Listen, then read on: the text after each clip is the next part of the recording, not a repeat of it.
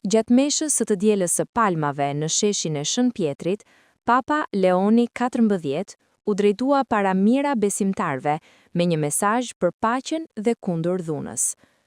Ai u shpreh se Zoti është mbreti i paqes dhe nuk mund të përdoret si arsye për luftra. Në fjalën e tij, Papa foli për Jezusin si një figurë që refuzon dhunën dhe qëndron pranë njerëzve të shtypur.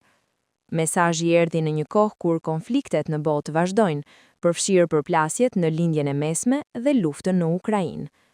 Ai kritikoi edhe përdorimin e fesë nga udhëheqësit për të justifikuar konfliktet, duke nënvizuar se lutjet e lidhura me dhunën nuk kanë vend.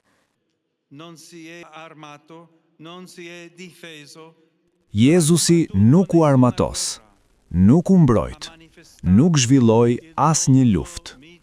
Ai shfaqi fytyrën e butë të Zotit, i cili gjithmonë e refuzon dhunën.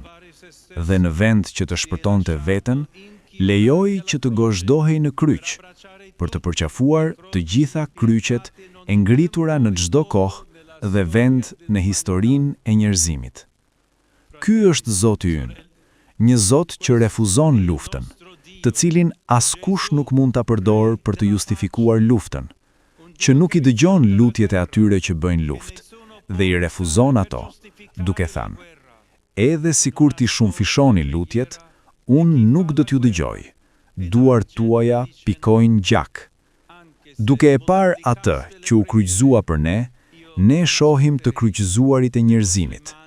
Në plagët e tij, shohim plagët e shumë grave dhe burrave të sotëm. Në britmën e tij të fundit drejtuar atit, dëgjojmë vajtin e atyre që janë të rrëzuar, të atyre që janë pa shpresë, të atyre që janë të sëmurë, të atyre që janë të vetëm. Dhe mbi të gjitha, dëgjojmë rënkimin e dhimbshëm të gjitha atyre që janë të shtypur nga dhuna dhe të gjitha viktimave të luftës. Gjatë ceremonisë, besimtarët morën pjesë në procesionin tradicional me deg udhiri dhe palma, duke kujtuar hyrjen e Jezusit në Jeruzalem. Papa po rikthen disa nga traditat kryesore të javës shenjtë, përfshirë ceremoninë e larjes së këmbëve, procesionin e së premtes së mirë dhe meshën e Pashkës në Vatikan. Ky angazhim vjen si një përpjekje për të ruajtur ritualet dhe për të përcjellë mesazhe për paqen, shërbimin dhe kujdesin ndaj njerëzve në nevojë.